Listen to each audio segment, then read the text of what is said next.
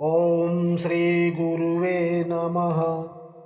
साथियों, हर रोग के मूल में 5 तत्व यानी पृथ्वी, जल, अग्नि, वायु और आकाश की ही विकृति होती है। मंत्रों द्वारा इन विकृतियों को आसानी से दूर करके रोग को भगा सकते हैं।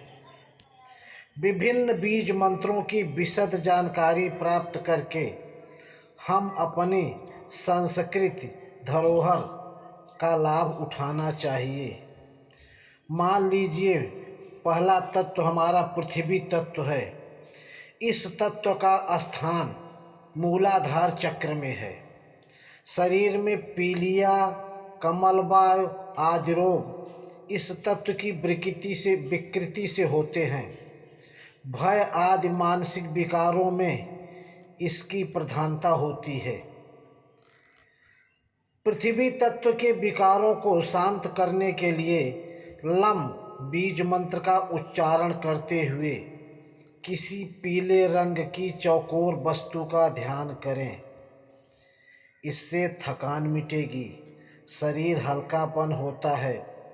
उपरोक्त रोग, पीलिया आदि शारीरिक व्याधि, भय, शोक, चिंता और मानसिक विकार ठीक होते हैं। दूसरा है जल तत्व। जल तत्व का स्थान स्वाधिष्ठान चक्र में जल तत्व का स्थान है। कटु, अम्ल, तिक्त, मधुर सभी रसों का स्वाद इसी तत्व के कारण आता है। असहनशीलता, मोहादि विकार भी इसी तत्व की विकृति से होते हैं। बम बीज मंत्र का उच्चारण करने से भूख प्यास मिटती है, वह सहन शक्ति उत्पन्न होती है। कुछ दिन अभ्यास करने से जल में डूबने का भय भी नहीं रहता है। कई बार झूठी नामक रोग हो जाता है, जिसके कारण पेट भरा रहने पर भी भूख सताती रहती है। ऐसा होने पर यह प्रयोग लाभदायक है। साधक को यह प्रयोग करे जिससे साधना काल में भूख प्यास, साधना आदि विचलित न करे। अग्नि तत्व मणिपुर क्षेत्र अग्नि तत्व का निवास है। क्रोधादि विकार, मानसिक विकार, मंदाग्नि, अजीर्ण, सूजन आदि विकार इस तत्व की गड़बड़ी से होते हैं। आसन पर बैठकर रम बीज मंत्र का उच्चारण करते हुए अग्नि के समान लाल प्रभावकारी त्रिकोणाकार वस्तु का ध्यान करें। इस प्रयोग से मंदाग्नि, अजीर्ण आदि विकार दूर होकर भूख खुलकर लगती है। धूप तथा अग्नि का भय मिट जाता है। इससे कुंडलिनी शक्ति के जागृत होने में सहायता मिलती है। वायु तत्व इसका क्षेत्र अनाहत चक्र में स्थित है और अनाहत क्षेत्र भगवान शिव का स्थान है। वात, दमा आदि रोग इसी विकृति के कारण होते हैं। और आसन पर बैठकर यम बीज मंत्र का उच्चारण करते हुए हरे रंग की गोलाकार वस्तु, गेंद जैसी वस्तु का ध्यान करें। इससे वात, दमा आदि रोगों का नाश होता है। विधिवत दीर्घकाल के अभ्यास से आकाश गमन की सिद्धि प्राप्त होती है। आकाश तत्व इसका स्थान विशुद्ध चक्र में है। आसन पर बैठकर हम बीज मंत्र का उच्चारण करते हुए नीले रंग के आकाश का ध्यान करें। इसके प्रयोग से बहरापन, कानों के रोगों में लाभ होता है। दीर्घकाल के अभ्यास से तीनों कालों का ज्ञान होता है। अणिमादि आदि अष्ट सिद्धियां प्राप्त होती हैं।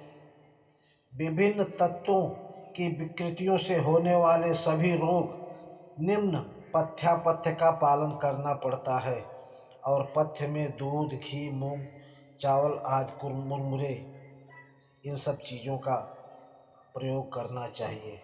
अपथ्य देर से पचने वाला आहार, भारी खुराक, अंकुरित अनाज, दही, पनीर, सूखी सब्जी, मांस, मछली, फ्रिज में रखी हुई वस्तुएं, बेकरी की बनी हुई वस्तुएं, मूंगफली, केला, नारंगी आदि, ये सब भारी आहार है, इससे बचना चाहिए।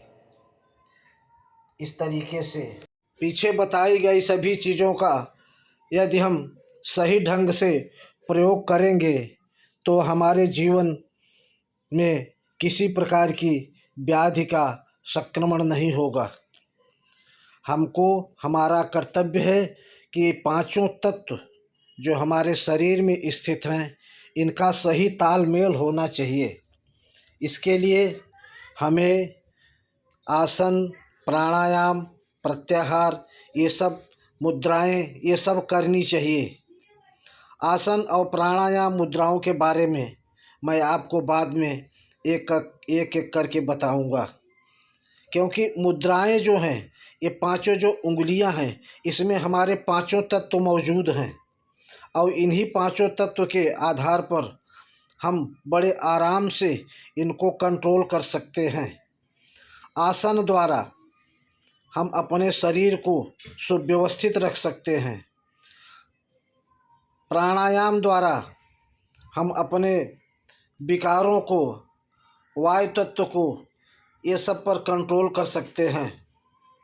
उज्जाई प्राणायाम एक ऐसा प्राणायाम है जिसके द्वारा हम आकाश तत्व को भी कंट्रोल कर सकते हैं। इस तरीके से बहुत सारे नियम कानून हैं जो हमारे शरीर के लिए हमारे ऋषि मुनियों ने बनाए हैं और आज भी हम उन्हीं ऋषियों मुनियों के बदौलत ही कोई चीज़ अगर जानते हैं तो बस सब उन्हीं की देन है।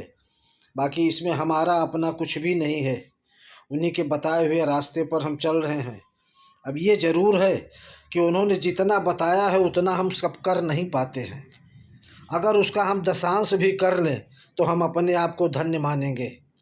तो साथियों, यह रही आज की बात। अब मैं अपने वाणी को विराम देता हूँ। अब आज का कैसा लगा आप ज़रूर बताइए। धन्यवाद साथियों।